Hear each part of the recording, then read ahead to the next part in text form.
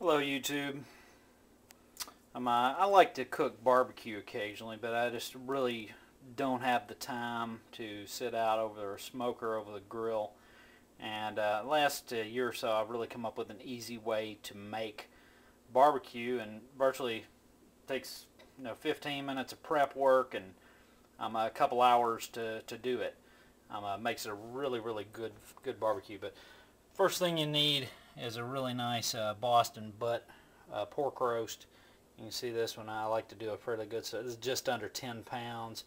Found a good deal in my town that I'm in. They are actually running it 99 cents a pound, and instead of getting the one on the shelf I had in the cooler, that is, I had the butcher actually pull me one out of the back and got me a fresh one and wrapped it up.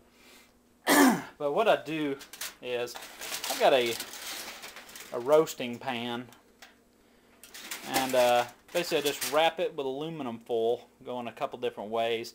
And what I'll do is I'm going to take this roast out of the package, and I like to put a dry rub all over the top of it. And I found this seasoning here. It's basically just a barbecue type seasoning, but it's got a grinder for the top of it, so it just makes it pretty fresh. But it's just a combination of like a sea salt, a little bit of onion, some chili pepper, chive, some sugar. It's and a little bit of garlic in it. So, but it grinds up really nice, and I do a dry rub on the top of it, and then just to give it that smoky flavor, I found this stuff. This is awesome. I actually put a lot of this back in my food storage, just because this would be something I would absolutely miss if I wasn't able to go to it and buy it. But I actually keep a lot of it around, as well as a little bit of Worcestershire seasoning. But what I'll do is I'll pour a little bit of that liquid smoke over the surface of the roast whenever I get it all dry rubbed here in a minute, just to let it just kind of coat the outer of it, and then turn it with the fat side up, and I'll show you that here in just a second. Okay, I've got it out of the package, did a dry rub all over it.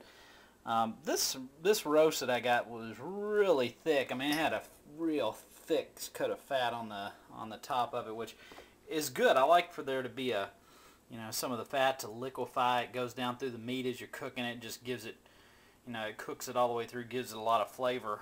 But there was almost too much, so I cut a good amount of it off. Just once that liquefies and starts running down in the bottom, I've had it where it's been so fatty on it that it actually overran my roasting pan, and that was not good. But I had a little bit of liquid smoke in one jar that I went ahead and used. Sorry, I'm sitting here trying to open this other one while I'm talking to you. But I used it up. I had to open up a second thing of liquid smoke. But I love this stuff. I mean, you can use it on all types of meats, and it just, I mean, considering that this is a 10 pound roast, this isn't that much. A little bit of a lot of it will drip down in the bottom of the pan, and then I tell you, it makes my whole house just smell like hickory smoke. I work out of home, so whenever my wife and kids get home, they can just smell it when it comes through the door. It's just smells so good.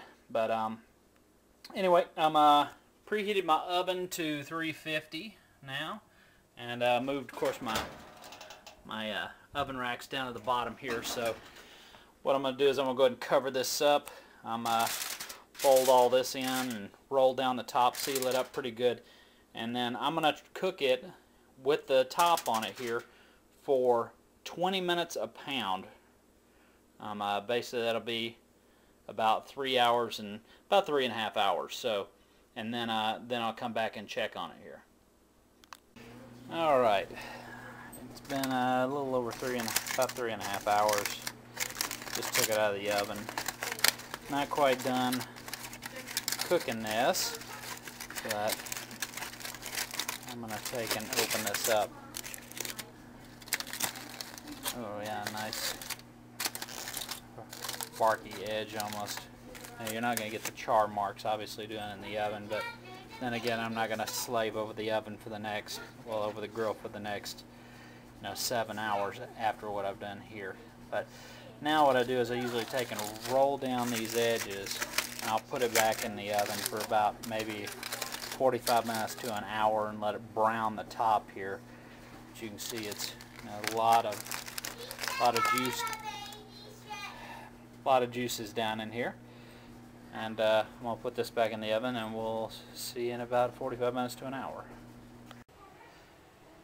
This is the final product. Took it out of the oven after an hour or so of browning the top of it, and as you can see, I should have shown you right away, but the bone just pulled right out. Really soft, really tender, but I've been actually went ahead and started chopping up some of it. So I'll just chop up all this, mix it in this big metal bowl, and then we'll take and mix all of it, because you get a difference in the meat from one side of the bone to the other. It's a little bit lighter, a little bit darker, but I'll mix the entire allotment after I pull it, and then we'll be making sandwiches. So anyway, I hope this is you find this recipe useful. It's certainly a lot easier, a lot lower maintenance than having to go out and check the barbecue every check the grill every half hour or so to make sure the temperature's right, stoking, putting charcoal in there. Tastes just like it came off the grill though, and a little bit less time. So that's my easy barbecue recipe. Enjoy. Directions in the sidebar. Rate, comment, subscribe.